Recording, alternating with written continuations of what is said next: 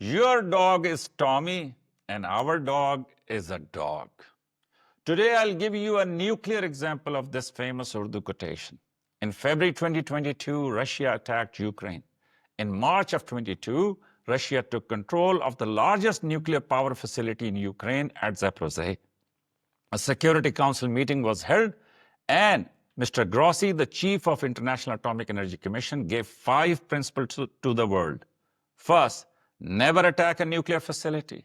The second, never cut power to a nuclear facility. The third, never keep soldiers or weapons inside a nuclear facility. The fourth, never disturb the safety mechanism of a nuclear facility. And the fifth, never violate any of these principles. And today, in broad daylight, Israel has not only fired, rather bombed 3 nuclear facilities in Iran at Isfahan, Natanz, and Fordow.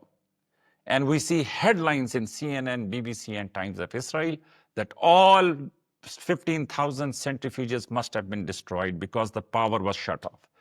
Not only did Israel expose the Iranian people to the nuclear radiation, rather, Israel exposed the entire world to a nuclear risk.